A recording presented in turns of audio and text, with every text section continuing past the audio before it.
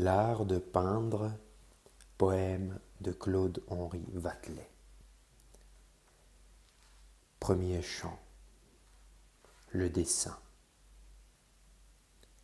Je chante l'art de peindre ô Vénus Uranie, conde mes travaux, inspire mon génie.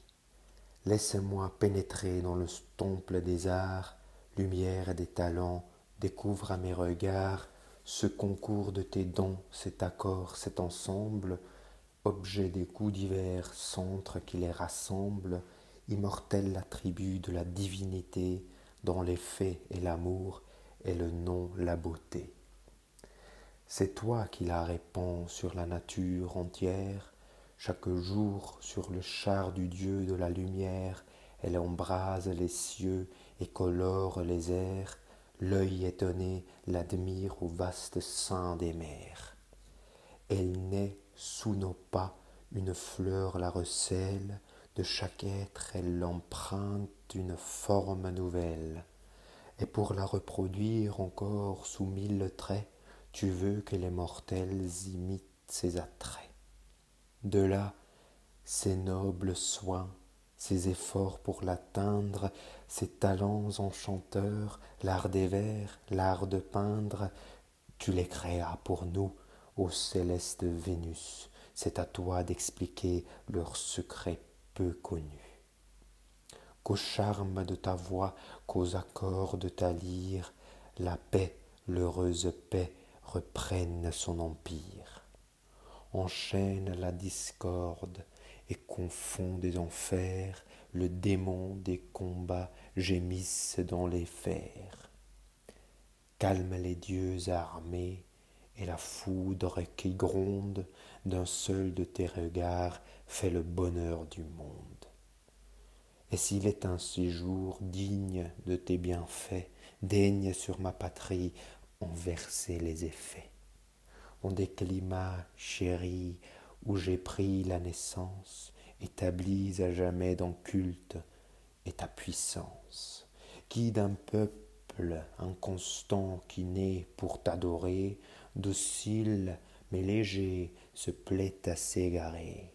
C'est à toi de briser un joug qui l'humilie, un monstre séduisant qu'enfonte la folie, qu'entraîne le caprice et que le peuple suit, qui dans un même instant meurt et se reproduit. La mode, objet des soins de l'oisive ignorance, usurpe tes honneurs, énerve ta puissance. Viens dissiper l'erreur, que nos yeux soient ouverts, que la raison, le goût règnent dans l'univers. Mais tu m'entends, déjà ton souffle qui m'anime fait plier sous le sens la cadence et la rime. Tu conduis mon esprit et ce n'est plus ma voix, c'est toi-même, Vénus, qui va dicter des lois.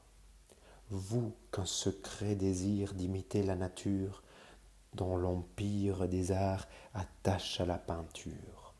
Vous qui brûlez d'offrir à mes yeux satisfaits les formes, les couleurs, les plans et les effets.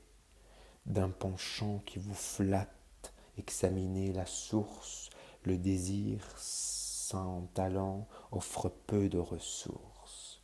Il faut être né peintre, et ce don précieux, comme celui des vers, est en présent des cieux. De l'art que vous suivez, la carrière est immense, osez la mesurer, tout est en sa puissance. Par son génie actif, embrassant l'univers, l'artiste se soumet les éléments divers. Des temples, des palais, il perce les mystères, surprend les passions, fonde les caractères, honore les vertus et consacre les traits des héros dont l'histoire éternise les faits. C'est à ces grands objets que s'efforce d'atteindre celui qu'un penchant noble entraîne à l'art de peindre. Avec choix, il parcourt les annales des temps, au récit des vertus, des exploits éclatants. Il s'émeut, il s'enflamme Un céleste délire réalise à ses yeux chaque trait qu'il admire. Il voit tout exister et nouveau créateur de l'art qui le contraint accuse la lenteur. Mais ce n'est pas assez que fier, naïve ou tendre, le sentiment l'arrête au sujet qu'il doit prendre. Le génie éveillé, lorsque le choix est fait, doit se l'approprier, créer l'ordre et l'effet. Des objets bien conçus, fixer la juste place, leur donner à propos et la force et la grâce. Et pour les animer, les élevant jusqu'aux dieux, ravir le feu sacré renfermé dans les cieux. Ce n'est pas tout encore, il faut que je l'entreprise, à des moyens prescrits, aux règles soient soumises. Le tableau qu'a pensé l'esprit trop plein de feu, de l'artiste éclairé n'a pas toujours l'aveu. L'invention est double et par des lois austères, la pratique de l'art soumet à ses mystères le poète qui veut, la palette à la main, enfanter à nos yeux ce qu'il sent de divin. Des deux inventions dans l'ordre didactique, l'une est donc pittoresque et l'autre est poétique.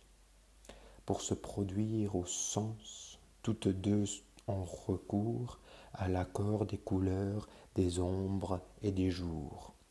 Et le ton nuancé n'obtient sa juste place qu'en suivant les contours que le dessin lui trace. Le dessin a pour but d'imiter, par le trait, la forme qu'à notre œil présente chaque objet. Qu'au reflet d'une eau pure ils doivent la naissance, ou que, pour adoucir les regrets de l'absence, la tendre dibutade, instruite par l'amour, d'une ombre passagère ait fixé le contour. Qu'importe au jeune artiste une recherche vaine, formez vos yeux, réglez votre main incertaine, dessinez, effacez et dessinez encore, qu'un travail assidu prépare à votre effort, qui l'aide à supporter la longue tyrannie qu'exerce le dessin même sur le génie. De la partie où tout il existe un accord, les membres ont entre eux un mutuel rapport. L'ensemble des objets et leur forme prescrite, l'œil juste l'aperçoit, l'œil exercé l'imite. Et le crayon léger pour en fixer les faits, rend par un trait précis cet ensemble parfait. Il est, n'en doutez point, il est un caractère, un beau simple et frappant que l'artifice altère. Heureux qui le saisit, il fait l'art de charmer, mais qu'on le sent bien mieux qu'on ne peut l'exprimer. L'Égypte, en ses travaux industrieux et sages, de ses simples beautés jadis traça l'image. De ce peuple inventeur les soins laborieux, imparfaits cependant, n'ont transmis à nos yeux que l'ébauche d'un art qu'en son sein il vit naître, un peuple plus heureux le fit ce qu'il doit être. Le grec chéri des dieux, admiré des mortels, aux arts comme aux vertus éleva des autels. On vit Corinthe, Athènes, Éphèse, Sicyon, des talents et ennoblis disputer la couronne. Et ses rivaux fameux de la nature épris, Apelles, Posias, Parasius, Zeuxis, par les travaux divins qu'ils surent entreprendre, illustrer à jamais le siècle d'Alexandre. Cependant, aux rigueurs des destins ennemis, le temps aveugle et sourd à qui tout est soumis, outragea sans respect ces fameuses merveilles, leur nom seul attesté frapperait nos oreilles. il n'existerait plus de chefs-d'œuvre humains si le luxe des Grecs n'eût séduit les Romains. Mais par ses grands exploits de l'univers maîtresse, Rome envia les fruits que cultivait la Grèce. Les talents asservis captivant leurs vainqueurs, du romain belliqueux adoucir les mœurs. Chez un peuple étranger qu'avait dompté ses armes, des plaisirs de l'esprit il reconnut les charmes. Voluptueux alors, pour tromper ses loisirs, il fit servir les arts aux soins de ses plaisirs. Ces trois filles des cieux, l'utile l'architecture, la muse que je chante unie à la sculpture. Par des artistes grecs rétablis dans leurs droits, à Rome triomphant imposèrent des lois. De palais mieux ornés montrèrent des exemples, de dieux mieux fabriqués repeuplèrent les temples. Jupiter au vulgaire imposa par ses traits, Vénus eut plus d'encens lorsqu'elle eut plus d'attrait. Et le Romain, instruit, riant d'un vain hommage, adora moins le Dieu qu'il n'admira l'image. Après ces jours brillants du siècle des Césars, on vit dégénérer les vertus et les arts. Ces fiers mortels pliés au joug de l'esclavage, des vices effrénés éprouvant le ravage, se virent entraînés par la perte des mœurs, des arts à l'ignorance et du crime au malheur. Enfin, sous ces tyrans dégradés, avilis, à son sort malheureux, lorsque Rome asservie fut en proie aux erreurs, au désordre, au forfait, le Nord lança la foudre et vengea ses excès. Une foule barbare, avide de carnage, sur les vainqueurs du monde assouvissant sa rage. Sous leurs palais détruits accabla ces mortels, et leurs arts et leurs dieux sur leurs propres autels. Muse, fille du ciel, ô Muse, dans les charmes, dont le pouvoir divin dissipe nos alarmes, comment, loin des horreurs de ces funestes lieux, n'avez-vous pas repris votre essor vers les dieux? Comment de nos fureurs innocentes victimes n'avez-vous pas livré l'homme en proie à ses crimes? Mais vous aviez prévu des siècles plus heureux, des princes bienfaisants devaient combler vos vœux. Vous vîntes enlever à l'aide des ténèbres aux soldats destructeurs ces chefs-d'œuvre célèbres. Trésors que Raphaël, avide de succès, déterra pour guider ses rapides progrès.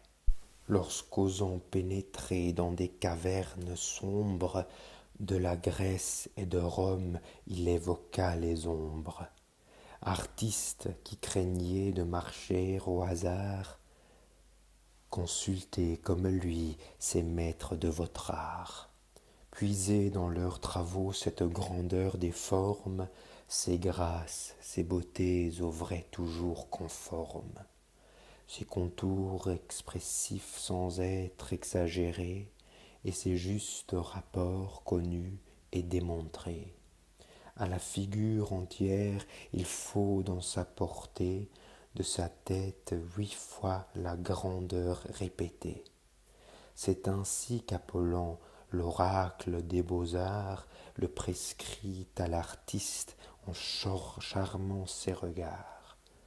Ainsi, lorsque Vénus, dans sa Florence admirée, permet de ses beautés l'étude comparée, pour fixer ces calculs que l'art ose exiger, elle offre à vos regards ce qu'au fameux berger elle montra d'attrait pour assurer sa gloire, lorsqu'à sa beauté seule elle dut la victoire.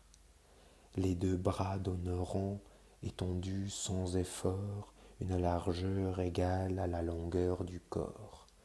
N'allez pas cependant à cette exactitude borner de l'art du trait la difficile étude.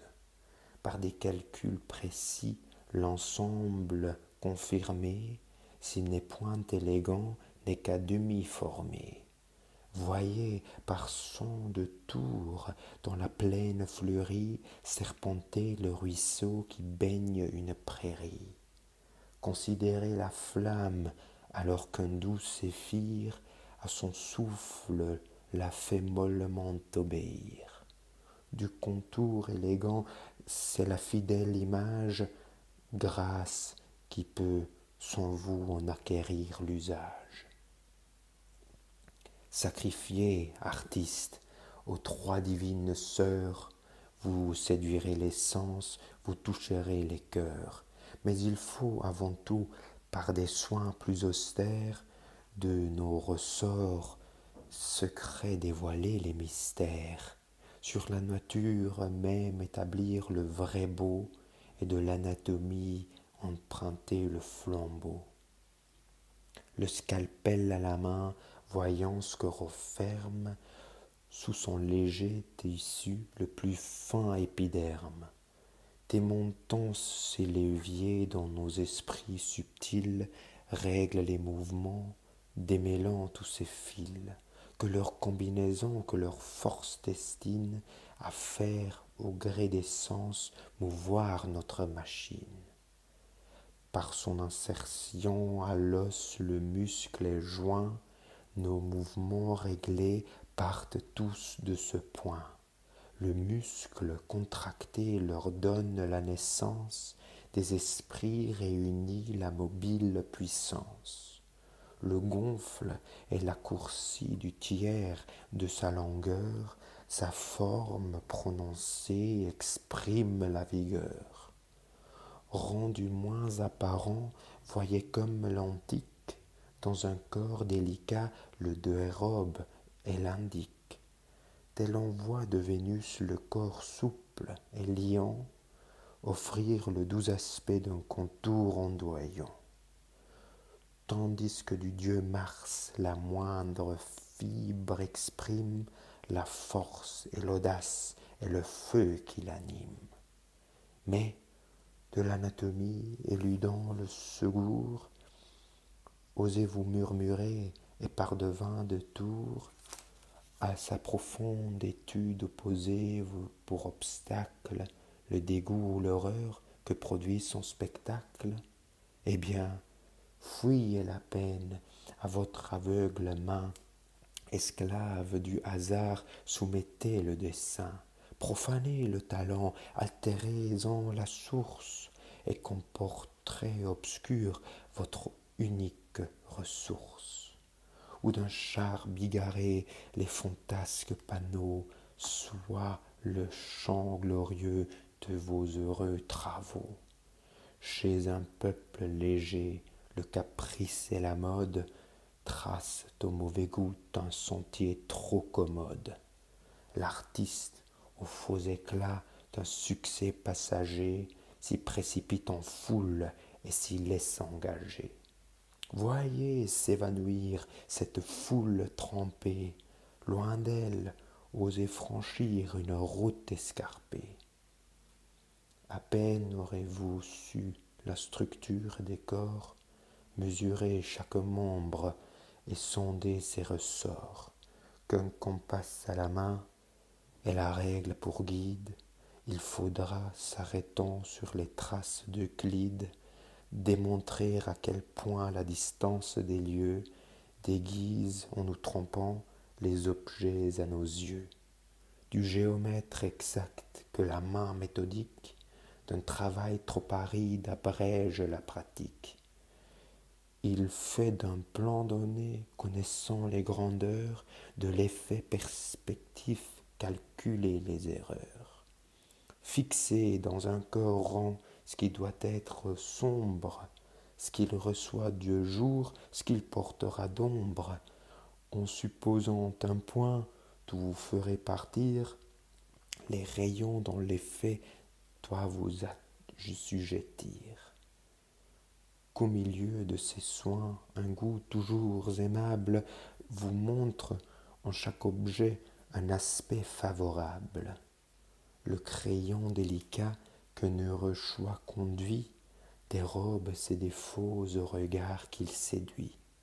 D'un raccourci bizarre et fort de perspective, hasardez rarement l'ingrate tentative.